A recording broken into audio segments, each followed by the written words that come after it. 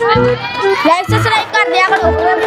आज जिगड़िया कोई चंगा या शेर सुन जाना हर जो बकवास शेर सुना दिंदा चंगा या शेर सुना दिंदा कि शेर नहीं सुनिया करना।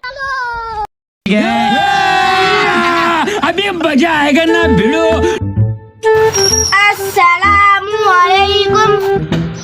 वालेकुम अस्सलाम। ਅੱਜ ਮੈਨੂੰ ਪਤਾ ਤੂੰ ਫਿਰ ਸ਼ੇਰ ਸੁਣਾਣੀ ਆਇਆ ਮੇਰਾ ਦਿਲ ਕੋਈ ਨਹੀਂ ਲੱਗਦਾ ਹੈਗਾ ਮੇਰੇ ਤੋਂ ਬਗੈਰ ਮੈਂ ਸਿੱਧਾ ਸੁਣਦੇ ਆ ਕਾਦੂ ਕਹਿ ਕੇ ਬਕਵਾਸ ਸ਼ੇਰ ਸੁਣਾਉਂਦਾ ਵਾ ਮੈਨੂੰ ਆਪਾਂ ਸ਼ੇਰ ਸੁਣਾਇਆ ਨਹੀਂ ਕਰਨਾ ਇਸ ਤੋਂ ਬਾਅਦ ਲੈਣਾ ਕਿ ਜਲਦੀ ਆ ਤੇਰਾ ਹਾਲ ਚਾਲ ਆਪਣਾ ਸੁਣਾ ਠੀਕ ਠਾਕ ਆ ਨਾ हाँ जी भाई मैं ठीक ठाक बना लो